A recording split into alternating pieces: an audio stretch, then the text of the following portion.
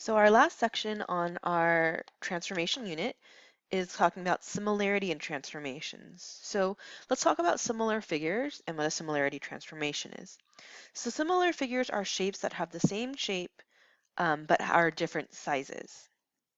So again, figures that have the same shape but are different sizes. So basically, what comes out of a dilation? So similarity transformation is a dilation or a composite or a composition of rigid motions and dilations. Okay? And these similarity transformations are what create similar figures. So what we're going to do is we are going to graph a similarity transformation and then also describe how to create these similar figures in the video today. So if you take a look at example 1, we're going to graph triangle ABC with these three preimage points, the vertices, and then we want to go ahead and look at the similarity transformation and see what happens with that. So let's go ahead and draw our preimage, A, and like always, label your points. And then when we get to the transformation, you're going to want to write down your ordered pairs. So remember when we do our compositions, when you see that notation, which way do we go? We're going to go right to left. So when I do the translation first, and then remember we're going to add 5 to the x, add 1 to the y. So A prime is going to be at 1, 2, B prime 3, 3, C prime 3, 2. And I can double check this by physically moving the point, right? 5 to the right, and then up 1. And you know what I just realized? I counted too far over for A. So let me redraw my pre-image. Sorry about that. And you can see how it's actually really easy sometimes to overlook your points. There you go. That's much better. So I'm going to go ahead and move A 1, 2, 3, 4, 5 over to create A prime. Oh, sorry, 5 over and up 1. So there's my A prime. And then B, again, 5 over up 1. B prime, and then C, 5 over up 1 for C prime. So far this is just a rigid motion, so it hasn't created a similar figure yet because this dilation hasn't happened yet. So now we're going to go ahead and finish this off by doing the second part, which is a dilation with scale factor 2. Remember, what does that mean? Well, that means we're going to take my A prime, B prime, C prime, and multiply those coordinates by 2. So A double prime will be at 2, 4, B double prime will be at 6, 6, and C double prime will be at 6, 4. So we can go ahead and graph that, making sure you label your double primes.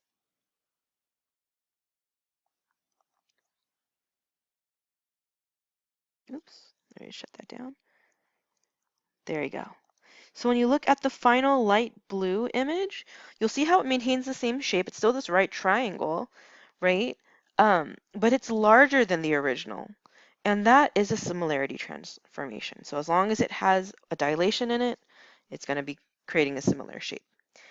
So what I'd also want you to know is I'd also like you to be able to describe a similarity transformation. So tell me how we got here. So if we're mapping PQRS to WXYZ, that means PQRS is the pre-image and WXYZ is the image.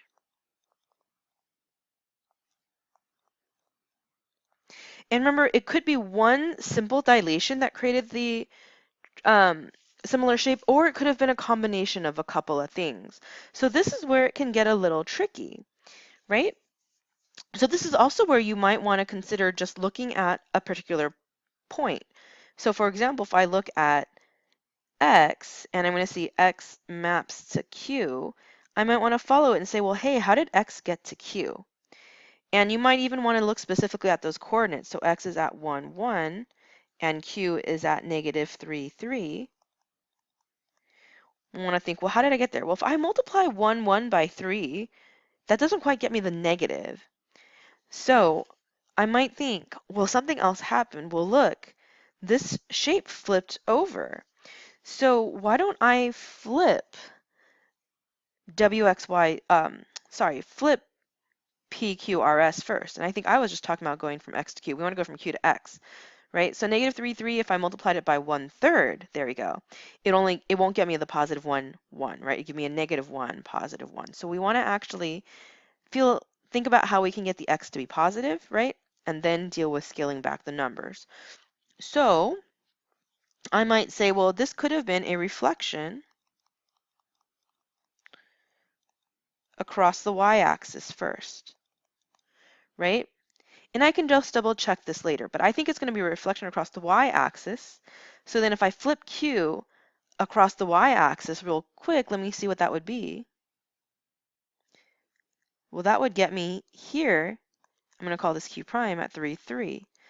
And then go from 3, 3 to 1, 1, I can simply find that scale factor like we did in the previous set of notes. So I might think, well, how did I go from 3 on the x to 1, right? 3 times some scale factor k equals 1, so k equals 1/3. So this is a dilation with scale factor 1/3. So I did a reflection across a y-axis and then followed by a dilation with scale factor 1/3. And then I can just double check with some other corresponding points to see if that makes sense. So W should map to P, and let's see if that made sense. So if I flipped if I flipped P over the y-axis, it would go from this negative 5, 3 to positive 5, 3. Oh, I'm sorry, that's negative 6, 3. So this would be where P prime would be, right at 6, 3. And then if I wanted to hit W, I want it to shrink down to 2, 1. So if I divide 6 and 3 by 3, right, multiplying by 1/3, same thing as dividing by 3, does that get me to 2, 1? Yes, it does. So if I really wanted to be really, really careful, I can check all 4 points. But I think I can be pretty confident to say this is the similarity transformation. It's a reflection across the y-axis followed by a dilation by scale factor 3. And we know it's going to be less than 1 and greater than 0 because it does get smaller. Okay? Go ahead and try the U-try problem and see if you can figure out how we went from the small WXYZ to the larger trapezoid PQRS.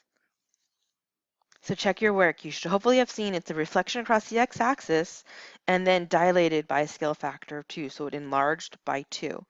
And you can check this, right? So if I wanted to map, for example, W to P, right? If I flip over W, then W prime would be right here at 2, negative 1. And then if I multiplied it by 2, then it enlarges to 4, negative 2, which is exactly where P is. And you can go ahead and check the other 3 points if you'd like as well. Okay? We're going to stop right here and finish the rest in class, but please come back with questions.